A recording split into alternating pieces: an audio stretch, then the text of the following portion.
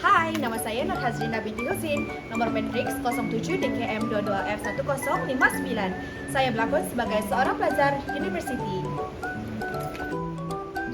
Hai, nama saya Aryan Ibn Muslimin, nomor matriks 07 DKM 22F1045. Saya berlakon sebagai seorang pekerja kerajaan.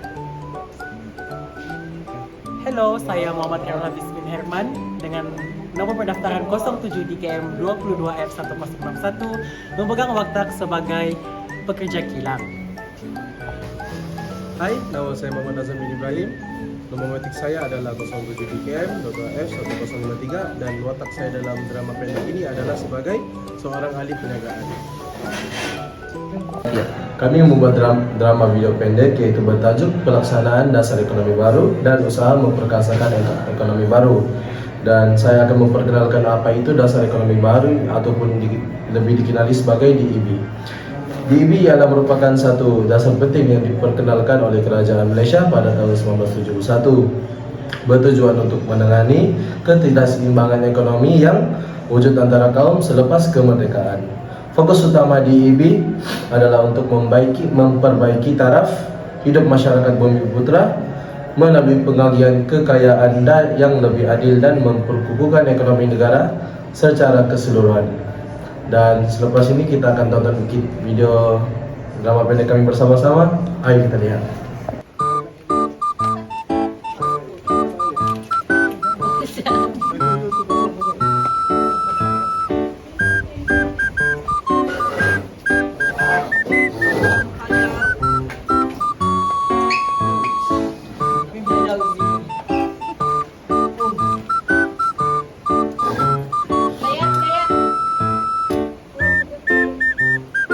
Layan.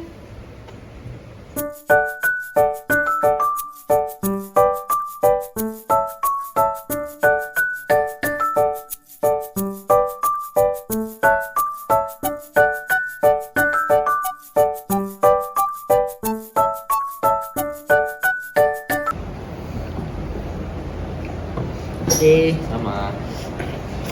Wih korang, aku dengar kerajaan akan memperkenalkan satu lagi usaha memperkasakan ekonomi baru, ekonomi Bumiputra. Ia seolah-olah kesinambungan dasar ekonomi baru. Kau orang rasa macam mana isu dalam memupuk perpaduan di Malaysia? Kalau kita lihat dari sudut sejarah, DEB ini diperkenalkan untuk membasmi kemiskinan tanpa mengira kaum. Tapi, adakah ia masih relevan sekarang? Ataupun adakah ia masih membantu perpaduan ataupun sebaliknya? Bagi aku, DEB dulu memang penting sebab jurang ekonomi antara kaum sangat besar. Tapi sekarang kita kena fikir balik sama ada pendekatan sama boleh digunakan semula. Kalau ekonomi hanya fokus pada satu kaum sahaja, yang lain mungkin rasa terpinggir. Dari sudut ekonomi pula, aku rasa yang terbaik adalah dasar yang inklusif. Sebab itu dia dapat membantu semua kaum. Saya setuju, Nazwan. Kita tidak boleh nafikan sebab DEB dia banyak membantu orang Bumiputra dari segi pendidikan dengan pemilikan equity semua tu. Tapi yang tertinggal ni, tapi kita mesti pastikan juga tidak ketinggalan gitu. Sebab kalau kita semua bangsa dapat peluang yang sama, perpaduan kita ini lebih mudah dipupuk lah, macam tu. Kan tu. Memang betul, kalau dasar ekonomi fokus pada semua kaum, ia boleh bantu mengurangkan rasa tidak puas hati. Tapi kita juga kena ingat, dari sudut politik, perpaduan antara kaum adalah isu sensitif. Parti-parti politik seringkali guna isu ini untuk dapat sokongan kaum masing-masing.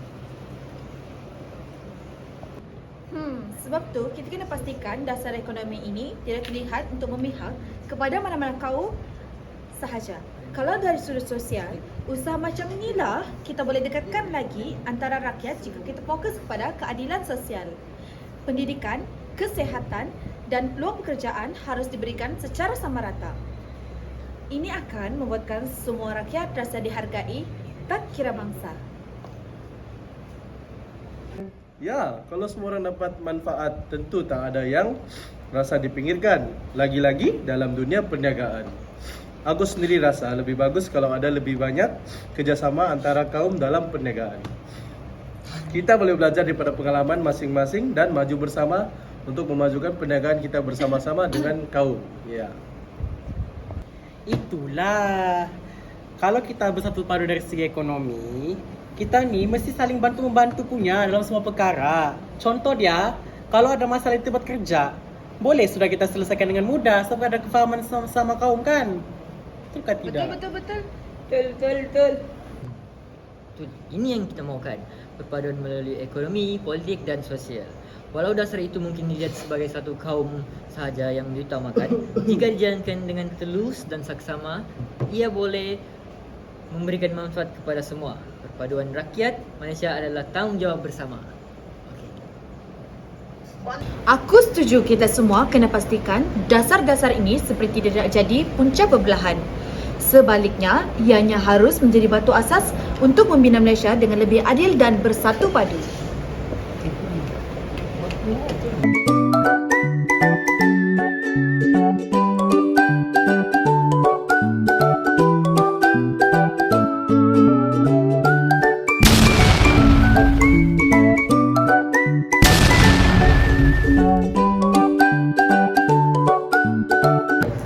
Melalui dialog ini, pelaksanaan dasar ekonomi baru atau lebih dikenali sebagai DEB di Malaysia dilihat sebagai satu alat penting dalam memupuk perpaduan rakyat berbilang bangsa.